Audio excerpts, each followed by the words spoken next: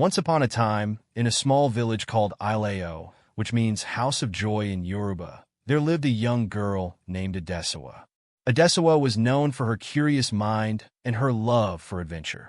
She was always asking questions, and her favorite question was, "Papa, what do you do when you leave the house at night?" Her father, Chief Alyamide, was a respected man in the village. He was tall, with a deep voice that sounded like thunder rolling across the sky. Everyone in the village admired him. He was a farmer by day, but at night he would disappear into the forest, telling Adesuwa and her mother, "I have important meetings to attend." But Adesuwa was no ordinary child. She noticed things others didn't, like how her father's boots were always muddy, even when it hadn't rained, or how he would return home with a strange smell, like burning leaves and fresh earth. And sometimes, she would hear him whispering to himself in a language she didn't understand. One evening, as the sun dipped below the horizon, painting the sky in shades of orange and purple, Adesuwa decided to follow her father. She waited until he left the house, then tiptoed behind him, her heart pounding like a drum. The forest was dark and full of strange sounds, crickets chirping, owls hooting, and leaves rustling in the wind. But Adesuwa was brave. She followed the faint glow of her father's lantern until she reached a clearing. What she saw next made her gasp. In the middle of the clearing stood a massive tree, its branches stretching out like arms. Beneath the tree was a circle of stones, and in the center of the circle was her father. But he wasn't alone. Surrounding him were figures cloaked in shadows, their faces hidden. They were chanting in that strange language Adesuwa had heard before. The air felt heavy, like the moment before a storm. Adesuwa's eyes widened as she watched her father raise his hands. The ground beneath him began to tremble, and the tree's roots seemed to come alive, twisting and turning like snakes. She wanted to scream, but her voice was stuck in her throat. What was happening? Who were these people? And why was her father, her kind, gentle father, part of this? Just as she was about to step closer, a hand grabbed her shoulder. Adesuwa spun around, her heart racing. It was an old woman with eyes that glowed like embers. "Child," the woman whispered, "you shouldn't be here. Your father's secret is not for young eyes." Adesuwa's mind was spinning. What secret? What was her father hiding? And why did it feel like her whole world was about to change? The old woman leaned closer, her voice barely a whisper. "If you want to know the truth, meet me at the baobab tree tomorrow at sunset. But beware, child. Some secrets are like fire. They can warm you or burn you." Adesuwa nodded, her curiosity burning brighter than ever. She glanced back at the clearing, but her father and the shadowy figures were gone. The tree stood silent, as if nothing had happened. As she made her way back home, her mind raced with questions. What had she just witnessed? What was her father's double life? And what would she discover at the baobab tree? The next morning, Adesuwa woke up with a heavy heart. She had barely slept all night, her mind replaying the strange events in the forest. Was it real? Or had she imagined it all? The more she thought about it, the more she doubted herself. Maybe the shadows had played tricks on her eyes. Maybe the chanting was just the wind whispering through the trees. But deep down, she knew what she had seen was real. As the sun rose, casting golden rays over the village, Adesuwa forced herself to get up and start her chores. She swept the compound, fetched water from the stream, and helped her mother prepare breakfast. All the while, her father, Chief Alyamide, was his usual cheerful self. He laughed loudly, telling jokes and playing with Adesuwa's little brother, Toby. He even picked Adesuwa up and spun her around, just like he used to when she was younger. "Papa, you're so strong." Adesuwa giggled, trying to push away her doubts. How could this man, who was so full of love and laughter, be involved in something strange and secretive? "Of course, I'm strong," Chief Alyamide boomed, flexing his arms like a wrestler. "I'm the Lion of Ileo. No one can defeat me." Toby clapped his hands, his tiny voice squealing. "Papa is a lion. Roar! Roar!" Adesuwa laughed, but her laughter felt hollow. She couldn't stop staring at her father, searching for any sign of the man she had seen in the forest. But there was nothing. No hint of mystery. No shadow of secrecy. just her loving, playful father. Later that afternoon, as the sun began to dip lower in the sky, Adesuwa's thoughts turned to the old woman's words. "Meet me at the baobab tree tomorrow at sunset." Her heart raced at the thought. Should she go? What if it was dangerous? But how could she live with not knowing the truth? As the hours passed, Adesuwa grew more restless. She tried to focus on her tasks, but her mind kept wandering. She even burned the evening meal, something she never did. Her mother scolded her gently, but Adesuwa barely heard the words. All she could think about was the baobab tree and the secrets it might reveal. Finally, the time came.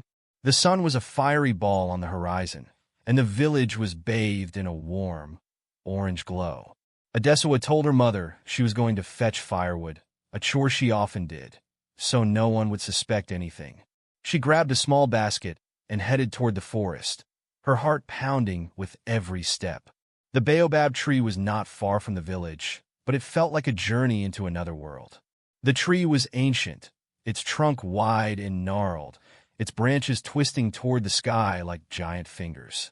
It was said that the baobab tree held the wisdom of the ancestors, and many villagers came here to pray or seek guidance. As Adesuwa approached, she saw the old woman sitting beneath the tree, her back against the massive trunk. The woman's eyes glowed in the fading light, and she smiled when she saw Adesuwa. "You came," the old woman said, her voice like the rustle of dry leaves. "I knew you would." Adesuwa swallowed hard, her throat dry. "I need to know the truth," she said, her voice trembling. "What is my father hiding? Who are those people in the forest?" The old woman's smile faded, and her expression grew serious. She leaned forward, her eyes locking onto Adesuwa's. The air around them seemed to grow colder, and the shadows beneath the baobab tree deepened. Adesuwa felt a shiver run down her spine. "What I am about to tell you will change everything," the old woman said, her voice low and solemn. "Adesuwa, your father, is not who you think he is." Adesuwa's heart skipped a beat. "What do you mean?" she asked, her voice trembling. The old woman paused, as if weighing her words carefully. She reached into the folds of her wrapper and pulled out a small, weathered calabash. Inside was a powdery substance that smelled of herbs and earth. She sprinkled a bit of it on the ground between them, muttering words in a language Adesuwa didn't understand. The powder seemed to glow faintly in the dim light.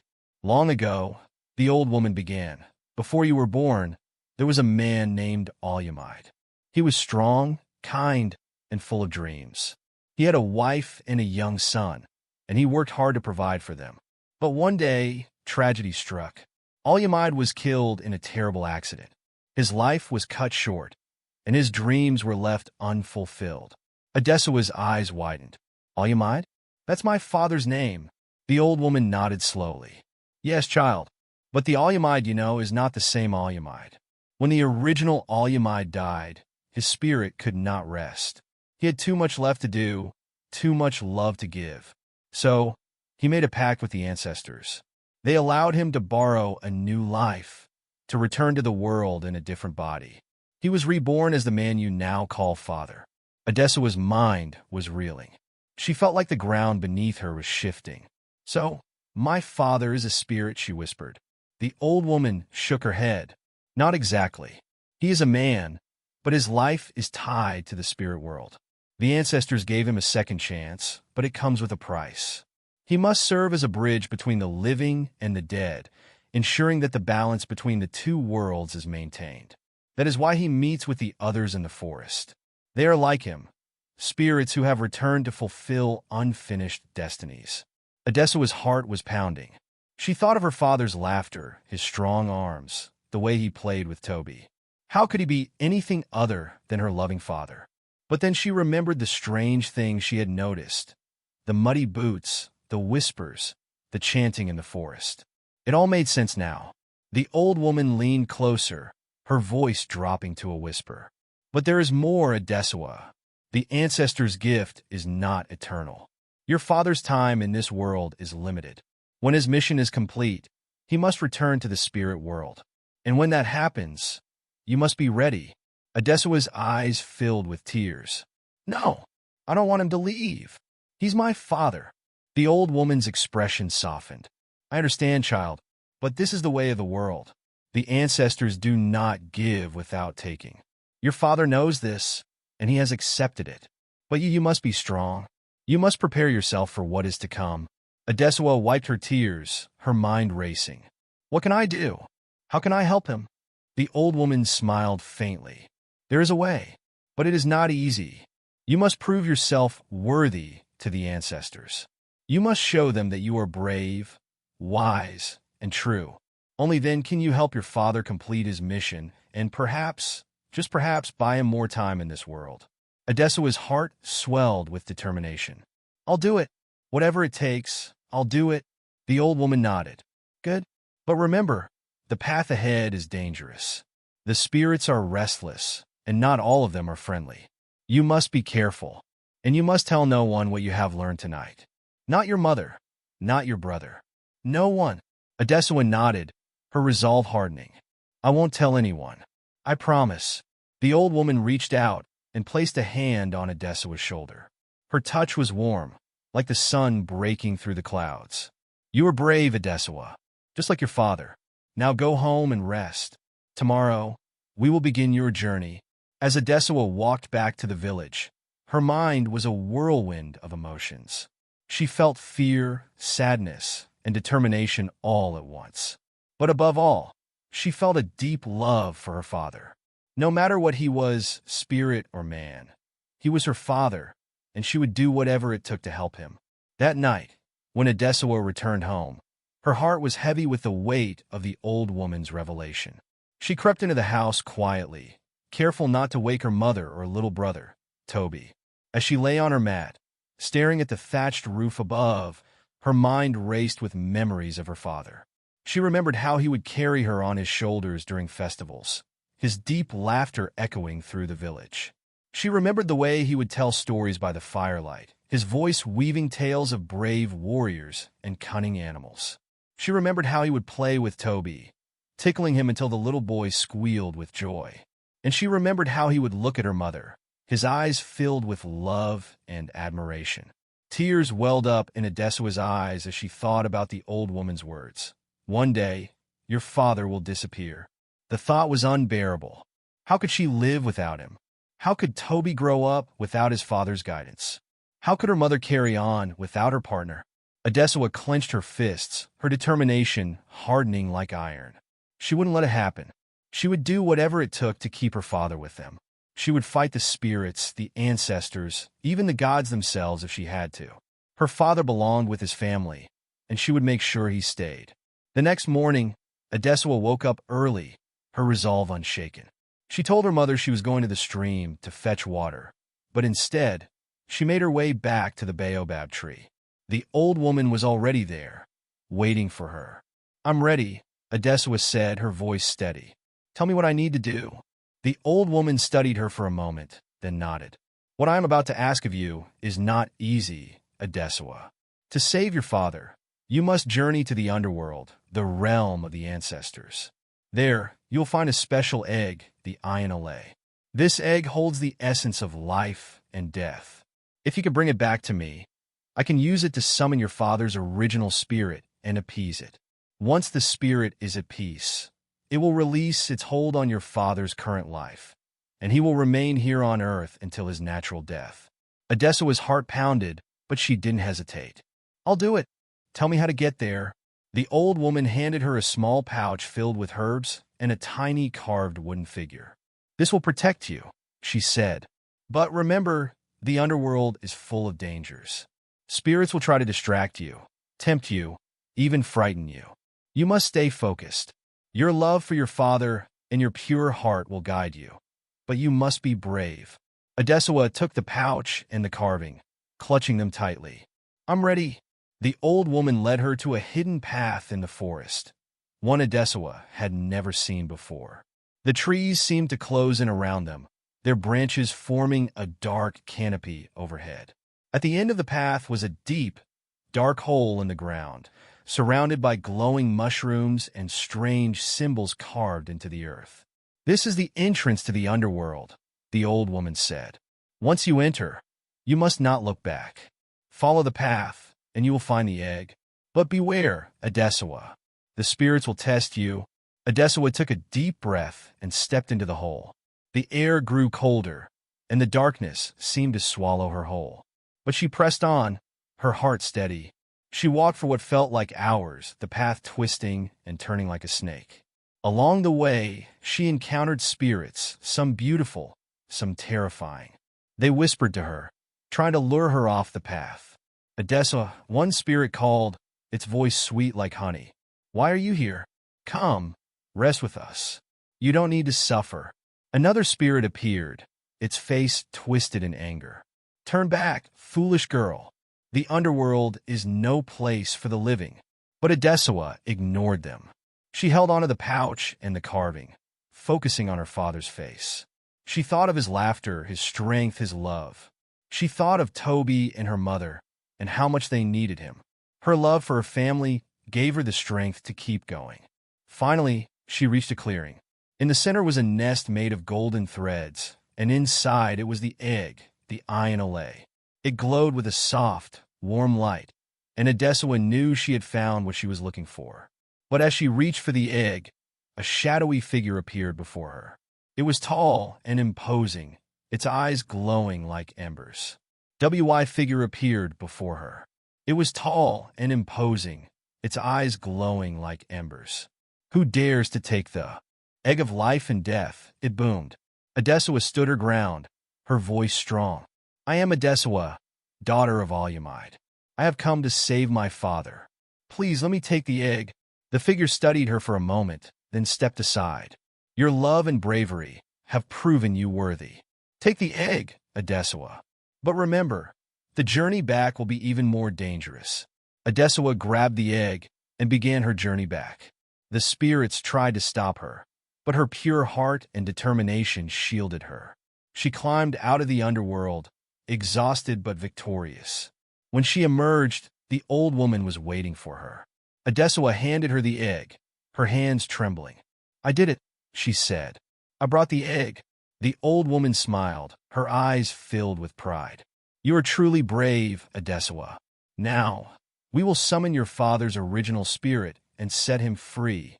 As the old woman held the Aloy in her hands, she began to chant in a deep, ancient language. The air around them grew still, and the glow of the egg intensified, casting a warm light over the clearing. Adesuwa watched, her heart pounding, as the old woman raised the egg high and called out to the spirits. Ancestors of Olumide, hear me.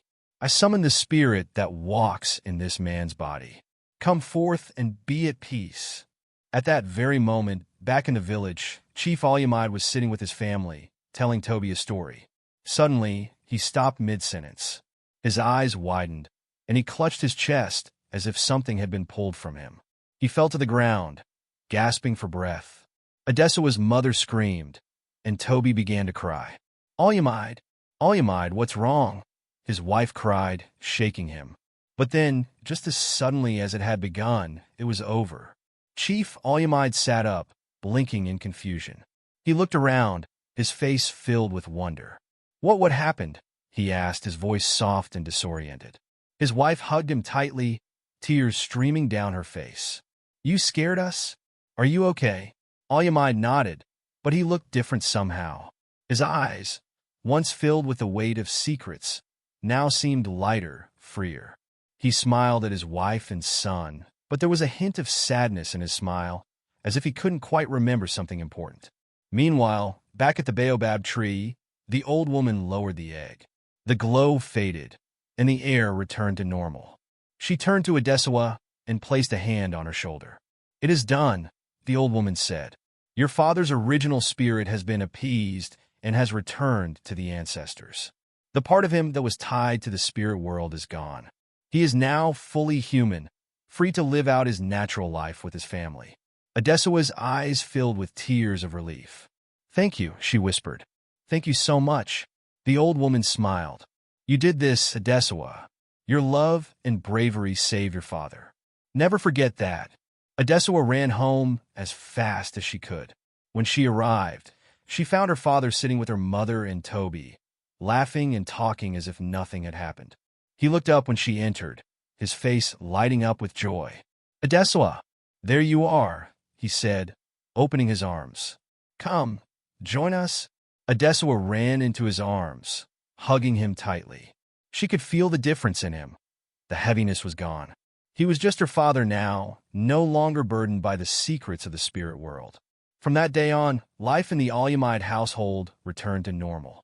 Chief Alyamide continued to be a loving father and husband, though he sometimes had a distant look in his eyes, as if he was trying to remember something he had forgotten. But he was happy, and so was his family. Adesuwa never told anyone about her journey to the underworld or the sacrifices she had made. But deep down, she knew she had done something extraordinary. She had faced the spirits, braved the dangers of the underworld, and brought her father back to them. And for that, she would always be proud. Thank you for joining us on this thrilling journey of love, bravery, and sacrifice. If you enjoyed this tale, don't forget to subscribe to Tales by Foxy for more captivating stories rooted in African culture and tradition. Hit the like button, share this video with your friends, and leave a comment below telling us what you loved most about Adesuwa's adventure. Until next time, stay curious, stay brave, and keep the spirit of storytelling alive. Glowing Star. Subscribe, like, share, and comment.